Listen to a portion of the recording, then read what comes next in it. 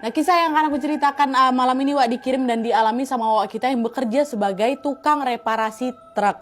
Nah, pada suatu ketika Wawa ini tuh harus melakukan perjalanan panjang menembus hutan untuk bisa memperbaiki truk yang lagi mogok ini. Tapi siapa sangka di sepanjang perjalanan itu Wak, Wawa ini mengalami sederet pengalaman mistis yang tidak pernah terjadi sebelumnya.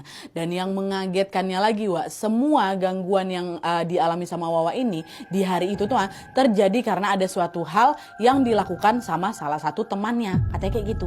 Nah, gangguan apakah itu? Tanpa berlama-lama kita langsung masuk aja ke ceritanya ya. Check it out. Kisah yang akan menceritakan malam ini dikirim sama Wak kita yang bernama Aldi dari Kalimantan Tengah. Halo Kak Aldi. Nah, pengalaman horor yang diceritakan sama Aldi ini Wak terjadi pada tahun 2021 ketika dia bekerja di perusahaan kelapa sawit yang ada di kota Sampit. Kita sebut aja lah nama perusahaan ini perusahaan S ya. Nah, kisah ini bermula pada tahun 2020 Wak. Pada saat itu si Aldi ini disibukkan dengan melamar pekerjaan di beberapa perusahaan yang ada di Kalimantan Tengah itu. Nah, setelah dia melamar di banyak tempat, Aldi pun akhirnya diterima sebagai karyawan di perusahaan S ini di kota Sampit sebagai mekanik truk yang tugasnya adalah nanti memperbaiki truk milik perusahaan S apabila terjadi kerusakan. Nah, kayak gitulah kan pasti tugasnya. Nah, selama menjalani pekerjaan itu Wak, Aldi ini bekerja di kantor pusat perusahaan S, tapi sesekali dia ini juga diminta untuk melakukan tugas di luar kota Sampit itu. Jadi dimanapun truk itu rusak, si Aldi itu bakal datang ke tempat-tempat itu. Nah, awal-awalnya semua berjalan baik-baik saja Wak. Sebagai anak baru, Aldi ini hanya ditugaskan mereparasi atau memperbaiki truk rusak yang ada di perusahaan S. Tapi memasuki awal tahun 2021 Wak, untuk pertama kalinya Aldi ini ditugaskan keluar kota sama atasannya. Jadi sepanjang 2020 tuh aku di dalam kota aja Nadia. Barulah di 2021 ini aku ditugaskan di luar kota. Kenapa? Karena pada saat itu memang ada truk perusahaan S yang mengalami rusak parah di perjalanan. Jadi tepatnya di daerah bernama daerah Sebabi namanya. Nah, setelah diminta atasannya, Aldi pun langsung bersiap-siap untuk pergi ke sana. Sesaat sebelum pergi Wak, salah satu teman kerjanya si Aldi namanya Trisno nanya ke Aldi, Aldi, kamu mau aku temenin nggak? Lokasinya cukup jauh loh, sekitar 2-3 jam kan kalau mau ke sana. Mau ditemenin nggak? Kata Trisno kan, nggak usah, no, aku pergi sendiri aja. Lagi pula kerusakan truknya juga nggak begitu parah kali kok. Insya Allah aku bisa handle sendiri. Kata si Aldi kayak gitu. Oh ya udah kalau gitu, hati-hati di jalan ya, banyak-banyak berdoa. Kata Trisno. Oke, siap kata si Aldi. Udah tuh, Aldi pun pergilah itu Wak ke lokasi truk mogok dengan mengendarai mobil pick up yang sudah lengkap dengan peralatan reparasinya. Waktu itu dia berangkat sekitar jam 3 sore Wak. Nah, di sepanjang jalan Aldi ngikutin arahan Google Maps lah gitu kan untuk bisa sampai di tujuan tempat truk ini rusak. Tapi di tengah jalan Aldi ini tiba-tiba kebingungan Wak, gegara jalan yang ditunjukkan di Google Maps itu dirasa sama dia kayak kurang tepat lah gitu. Nah, khawatir dia di mau tersesat, ketika dia melewati area perkampungan, Aldi turunlah itu dari mobil kan. Dia mau memastikan lagi, dia tanya ke warga sekitar. Untungnya di situ ada bapak-bapak Wak yang bisa ditanyain sama Aldi. Bahkan si bapak-bapak ini juga mau mengantarkan Aldi sampai di persimpangan jalan biar nanti lebih terang lah gitu jalannya kan. Saya antar sampai sini aja Mas ya, nanti Mas tinggal jalan lurus aja, nggak usah belok-belok, nanti pasti sampai tujuan tuh, kata si bapak ini. Oh iya Pak, makasih banyak ya, katanya. Dibantulah sama si bapak ini kan. Aldi pun kembali mengendarai mobilnya memasuki jalanan yang ditunjuk sama si bapak itu. Nah, di situ Aldi baru tahu Wak, kalau jalanan yang dia lewatin itu rupanya rusak parah, banyak kali lubang-lubang besar ke jalanan itu Nadia. Nah, selain jalannya rusak Wak, area itu juga sepi kali. Jadi kanan kirinya tuh memang hutan kepala pula kelapa sawit Wak, dan tidak ada pemukiman warga. Nah, saking sulitnya akses itu aku lalui Nadia, katanya. Waktu ketika langit udah makin gelap tuh, Aldi ini sampai belum nyampe ke tujuan Wak. Kan gak bisa ngebut, dia harus pelan-pelan kan, orang jalannya rusak semua kok. Padahal seharusnya aku tuh udah nyampe beberapa jam sebelumnya lah, ini jadi ngaret aku. Nah, selain belum sampai Wak, Aldi ini juga menemui kesulitan lain karena kurangnya penerangan di sepanjang jalan itu. Jadi pokoknya akses yang dilewati sama Aldi malam itu tuh betul-betul mencemaskan lah gitu. Udahlah gelap, sepi, jalanan rusak, ditambah sendirian pula ya kan. Semua masalah itu tentunya bikin si Aldi ini cemas ya, kok feeling aku udah nggak enak ini ya. Aku belum sampai lagi, kata si Aldi dalam hati kayak gitu kan.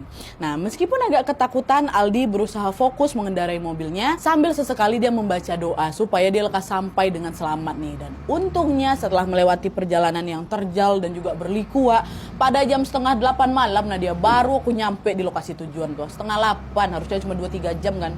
Hampir 5 jam dia sampai sana. Dah tuh, setibanya di sana Aldi pun melakukan tugasnya. Dia langsung mengecek kondisi truk yang lagi rusak ini, dan ternyata salah satu mesin itu katanya mengalami penyumbatan gitu lah, Wak. Nah, setelah tahu masalahnya, Aldi pun langsung mengambil sekotak besi yang berisi peralatan-peralatan reparasi gitu untuk memperbaiki si mesin truk yang lagi rusak ini. Dah tuh diperbaiki sama dia kan. Nah, selesai memperbaiki, Aldi pun baliklah, dia naik ke mobilnya, dia mau nyari warung, Wak, yang memang masih buka buat beli minum, haus dia. Tapi karena area di sana tuh cukup terpencil, hampir semua warung tuh udah tutup. Jangankan warung, Nadia rumah aja udah pada tutupan semua. Di jalan lagi kan dicari.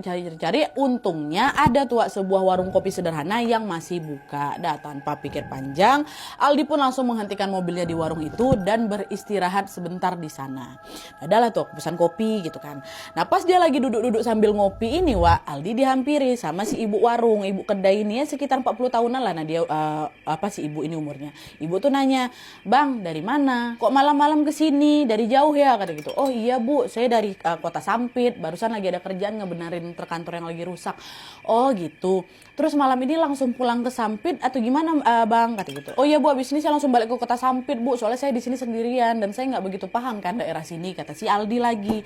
Nah, setelah mendengar jawaban Aldi yang itu tuh, entah kenapa ekspresi wajah ibu tuh tiba-tiba berubah. Dari awalnya ibu ini ramah, mendadak berubah tegang mukanya. Nah, dia ngomong lagi, "Bang, mending abang pulangnya besok aja. Sekarang udah malam loh. Lagian di sini jalannya rusak, Bang. Saya khawatir abangnya kenapa-napa di jalan.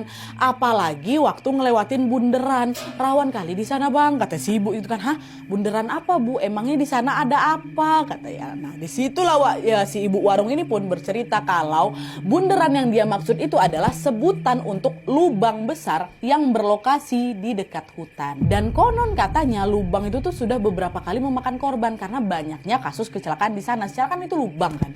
Sebenarnya lubang itu juga udah beberapa kali ditutup, Wak, atau ditimbun atau diperbaiki sama warga dan pemerintah setempat.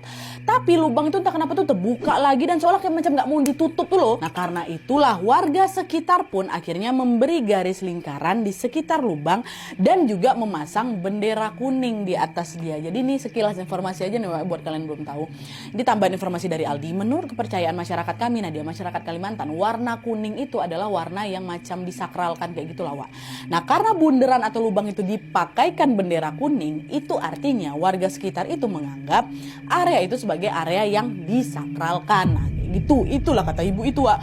Nah, mendengar penjelasan si ibu warung, perasaan si Aldi ini makin berubah nggak enak lagi. Dia ngebatin dalam hati, "Alah, maksudnya apa nih? Masa aku nggak bisa pulang malam ini? Kalau misalnya aku nggak balik, aku mau nginep di mana malam ini?" gitu kan. Nah, karena dia nggak mau overthinking, Aldi pun menolak usulan ibu itu dengan sopan. "Bu, iya sih Bu, emang kayak gitu ya ceritanya. Tapi maaf Bu, kayak saya tetap harus pulang malam ini lah Bu. Soalnya besok saya ada kerjaan," kata si Aldi. "Oh alah, ya udahlah Mas. Kalau gitu saran saya, udah kamu sekarang aja baliknya sebelum semakin larut. Nggak usah lama-lama di sini," kata si ibu. Nah, karena ibu ini khawatir terjadi sesuatu kan, Wak.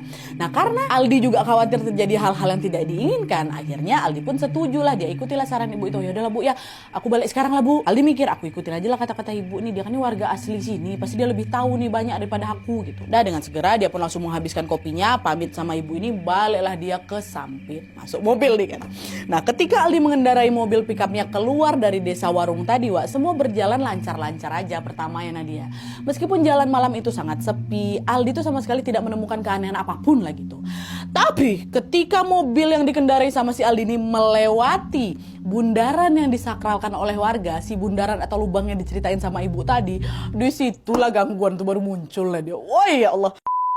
Nah, jadi nih, Wak, ketika mobil yang dikendarai Aldi ini sampai atau melewati bundaran itu, tiba-tiba pula lah kebelet pipis aku. Macam udah nggak bisa ditahan, nyesel aku nggak kencing sebelumnya tuh kan. Kebelet pipis. Ya mau nggak mau ketepikan lah mobil itu di pinggir jalan kan, buang air aku di semak-semak di situ. Ya, buang air bentar, balik mobil lagi. Tapi di saat mobilnya mau dinyalakan, Wak, nggak hidup, nggak nyala-nyala mobil tuh, mati mesin tuh.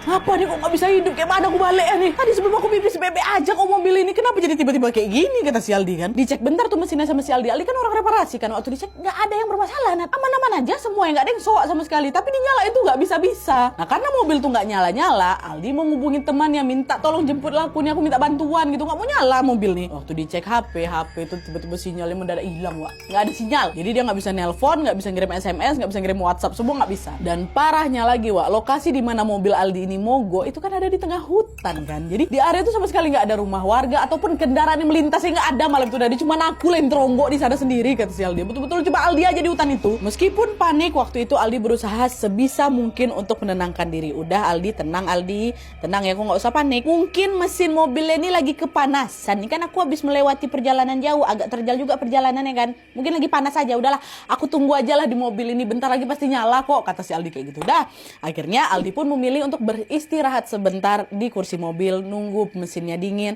Terus dia nggak keluar lah dari mobil. Pokoknya dia nunggu tuh di dalam mobilnya, kan mobil pickup itu. Nah, waktu dia lagi menenangkan diri ini, tiba-tiba Aldi dengar, Wak, ada suara lemparan benda tepat di belakang mobil aku tuh. Bak mobil kan mobilnya pickup kan, jadi suara itu berasal dari belakang itu. Di saat dengar suara itu, Aldi memilih tuh udah biarkan aja.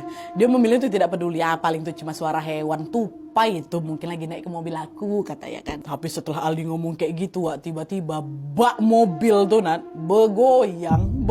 Aku dalam mobil tuh begoyang juga, begoyang macam ada sesuatu yang besar lagi naik ke situ terus goyang-goyangin mobil tuh, dan nggak berhenti di sana aja, Wak. Kotak besi yang nyimpan semua alat-alat servis tuh jadi macam kling macam beradu gitu, macam lagi dibunyiin orang.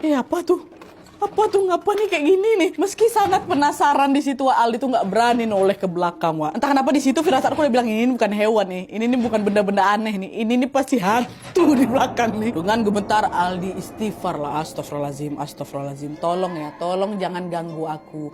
Aku berhenti di sini cuma mau numpang istirahat bentar sambil nunggu mobil aku nih dingin. Dah, jangan ganggu aku, katanya.